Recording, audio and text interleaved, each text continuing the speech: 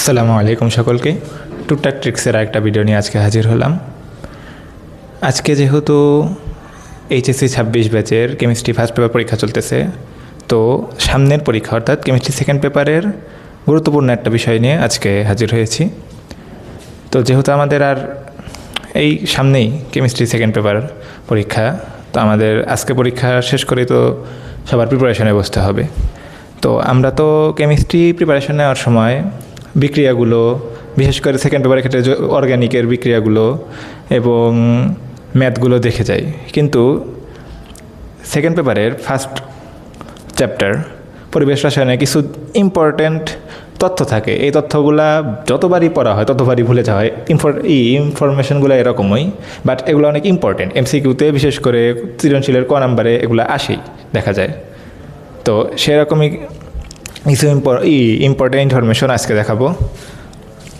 যেমন আমাদের এখানে এই যে বায়ু দূষকের সর্বোচ্চ নিরাপদ মাত্রা, এটা আসতে পারে, চাইতে পারে উল্লেখ করো যে কোনো একটা গ্যাসের। যেমন বিশেষ করে CO2, দিস ইজ ইম্পর্ট্যান্ট। আমাদের এই CO2 গ্যাসের মানটা চাইতে পারে। আবার CO2-র পরে আমাদের কার্বন মনোক্সাইডেরটা চাইতে পারে, আর মিথেনেরটা, এইগুলা একটু ইম্পর্টেন্ট। আবার SO2-এরটাও, এগুলো আমরা দেখে যেতে পারি, মানে সবগুলোই দেখে যাব, একটু ভালোভাবে মনে রাখবো, কারণ এগুলো MCQ এর ক্ষেত্রে বা CQ এর কয়ের ক্ষেত্রে খুবই একটা কমন প্রশ্ন। এগুলা HSC লেভেলে, ইভেন অ্যাডমিশন লেভেলে এগুলো থেকে অনেক প্রশ্ন হয়। এরপরে যদি আরেকটা জিনিস একটু দেখি, সেটা হলো বায়ুতে গ্রিনহাউস গ্যাসগুলোর নাম আর শতকরা পরিমাণ। মানে বায়ুতে যেসব গ্রিনহাউস গ্যাস আছে তার মধ্যে কোনটা কত পার্সেন্ট থাকে। আমরা সবাই জানি সবচেয়ে বেশি থাকে কার্বন ডাইঅক্সাইড, এবং এটার পরিমাণটা এটাই ইম্পর্টেন্ট বেশি। কার্বন ডাইঅক্সাইড থাকে প্রায় 50%, তুলনা প্রভাব 1 গুণ বা 1 গুণ। তাহলে আমরা কার্বন ডাইঅক্সাইডকে একটু ইম্পর্টেন্স দিই। এরপরের গুলাও মনে রাখা খুবই দরকার, কারণ কখন কোনটা আসে বলা যায় না। মিথেনের শতকরা পরিমাণ 19%, CFC বা ক্লোরোফ্লোরোকার্বনের 16%, ওজনের হলো 8%। ওজনও কিন্তু একটা গ্রিনহাউস গ্যাস, ওজন কিন্তু তাপ ধরে রাখে। নাইট্রাস অক্সাইডের 5%, জলীয় বাষ্প বা পানির 2%। পানিটা ইম্পর্টেন্ট। এবং আরেকটা সবচেয়ে গুরুত্বপূর্ণ বিষয়, যেটা এই যে বিশ্ব স্বাস্থ্য সংস্থা বা WHO অনুমোদিত পানিতে সর্বোচ্চ গ্রহণযোগ্য মানদণ্ড ppm, খুবই ইম্পর্টেন্ট।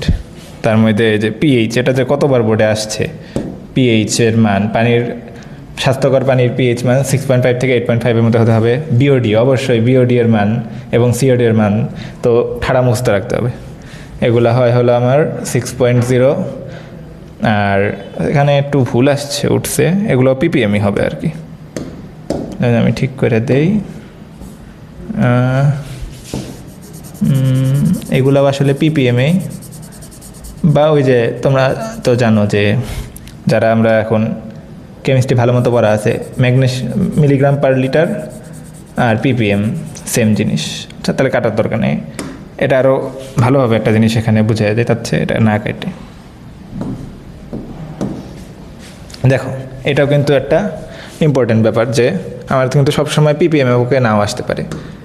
ppm না দিয়া আমার এই যে মিলিগ্রাম পার লিটারে থাকতে পারে। এটাতে এখানে ঘাবড়ানোর কিছু নাই, কারণ আমরা কিন্তু জানি যে ppm মানে হলো 1 লিটারে কত মিলিগ্রাম আছে, প্রতি লিটারে কত মিলিগ্রাম, বা মিলিগ্রাম পার লিটার।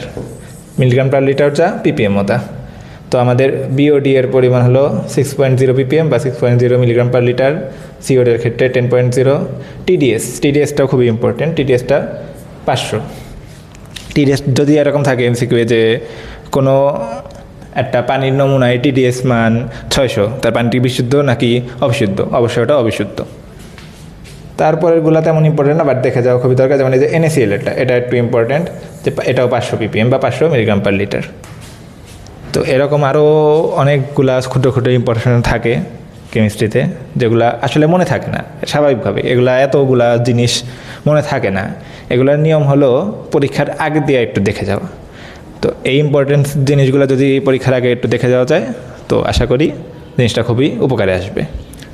তো আজকের ভিডিও এটুকুই, আশা করি সকলে এটা যারা উপকৃত হবে। আসসালামু আলাইকুম, সকলকে ধন্যবাদ।